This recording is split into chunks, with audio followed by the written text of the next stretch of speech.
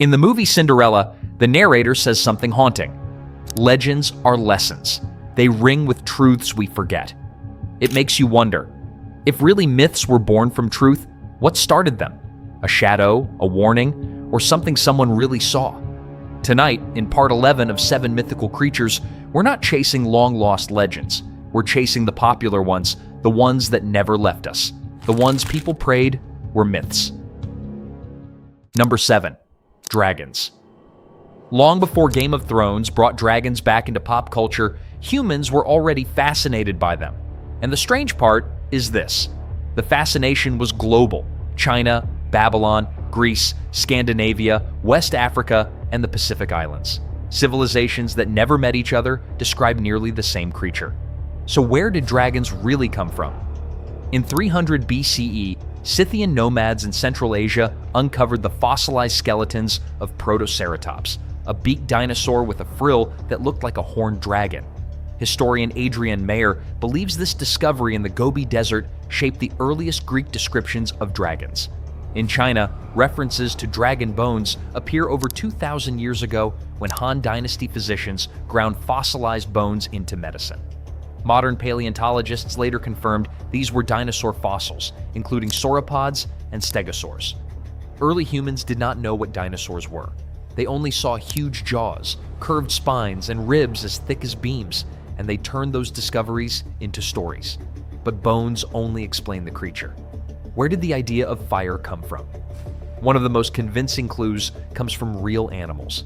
Spitting cobras in Africa and Asia can shoot venom in a sudden burst that catches the light and looks almost like a spark. There is also the word Draco from ancient Greece, which simply meant a giant serpent. So the earliest dragons were never winged monsters. They were inspired by snakes. Now, dragons did not only breathe fire, they also flew, and dinosaurs did not. Well, the closest real creature to a flying dragon is Quetzalcoatlus, a prehistoric reptile with a wingspan the size of a modern fighter jet. It stretched over 36 feet wide, stood as tall as a giraffe, and could glide across entire continents. A creature like that did not need myth. Its very existence was enough to make dragons feel possible. Number 6. Cyclops. At number 6, we have Cyclops, a creature so huge that its footsteps could shake the ground.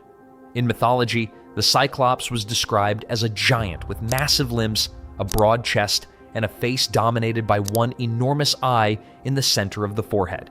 Its skin was rough like stone, its teeth were large and uneven, and its voice was said to echo through mountains and caves, a being built for strength and feared for its size. But here's the twist. The idea of a one-eyed giant did not come from imagination.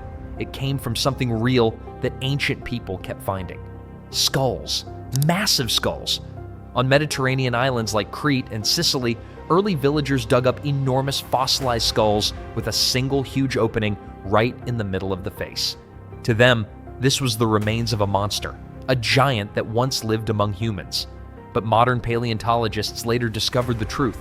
Those skulls belonged to Paleoloxodon, a prehistoric elephant that stood more than 15 feet tall. The large hole in the center was not an eye. It was the nasal cavity where the trunk connected. To someone who had never seen an elephant, the skull looked exactly like the head of a one-eyed giant. Number 5. Vampire. We have been watching vampire series and movies for decades now. From Vampire Diaries to the Twilight series, our obsession never faded.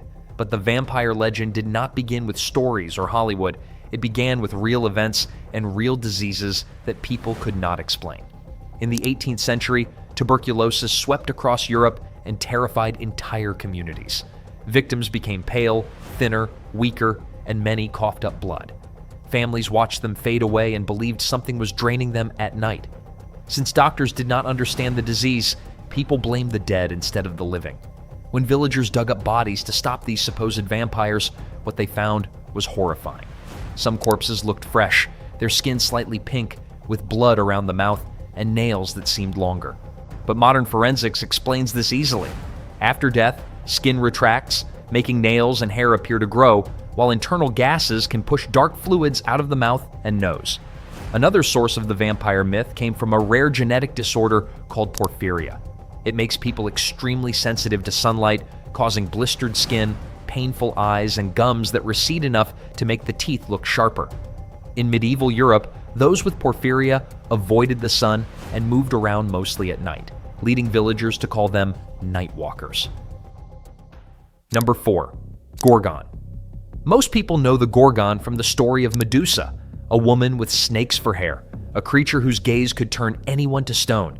But the real origin of the Gorgon myth is far older than Greek tragedy.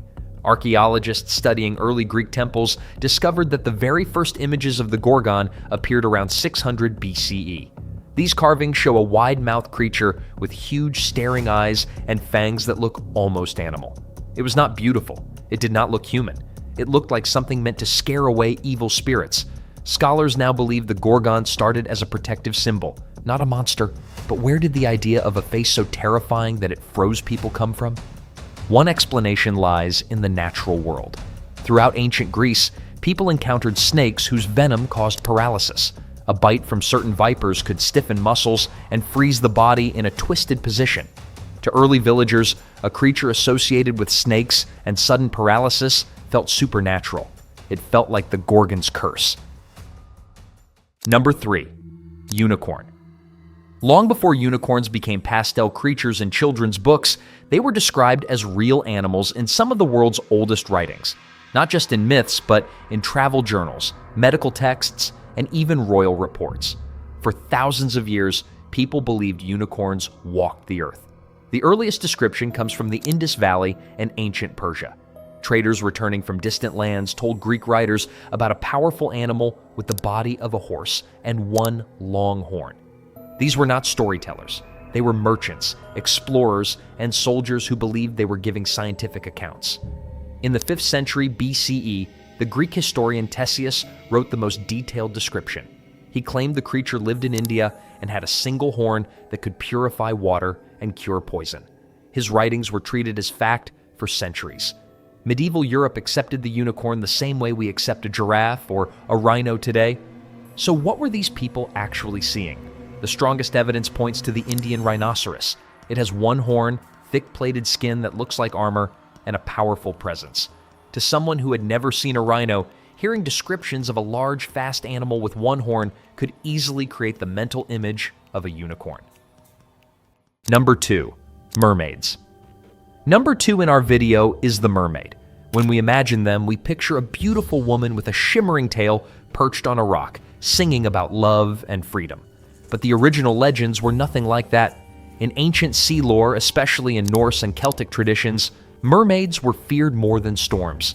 These early mermaids were sirens, creatures whose voices could hypnotize sailors and pull them off their course. Their songs were said to lure ships toward jagged cliffs until the hull splintered and the crew vanished without a trace. Sailors described them with pale skin, long claws, glowing eyes, and sharp teeth that glinted in the moonlight. And here is the part almost no one knows. The first sirens did not have fishtails. In early Greek and Mediterranean folklore, sirens were half woman and half bird, with wings and talons that could tear through wood. Over centuries, this image fused with older sea maiden myths from coastal cultures, creating the hybrid mermaid we recognize today. But the truth behind this legend is far more interesting. Early sailors, especially from Europe and Arabia, often spent months at sea, exhausted, half-starved, and suffering from poor eyesight due to malnutrition. When they saw manatees or dugongs rise to the surface, they genuinely believed they were seeing women. Manatees breastfeed their young facing forward, which looks strangely human from a distance. Christopher Columbus himself recorded seeing mermaids in the Caribbean in 1493 and described them as not as beautiful as painted, though they had the face of a woman. Number 1. Huli Jing. Long before modern fox spirits appeared in dramas and fantasy shows, China had the Huli Jing, a shape-shifting fox that could turn into a beautiful woman, a wise old man, or a glowing creature seen only at night. Ancient Chinese texts describe the Huli Jing as a being that grows stronger with age. After 50 years, it gains the power to speak. After 100, it can take human form.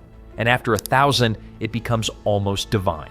Scholars found records from the Han and Tang dynasties saying these fox spirits could charm people, steal their energy, or cause strange luck and misfortune. What inspired these stories were real foxes. They were intelligent, nocturnal, and often seen darting through villages at night. Their cries echoed like human voices. Their glowing eyes reflected moonlight in ways that felt unnatural. To ancient people, these behaviors were not ordinary. They were supernatural. And that's a wrap on today's creature. If you enjoyed this journey, subscribe to our channel and watch parts 1 through 10 for more such legends. See you in the next one.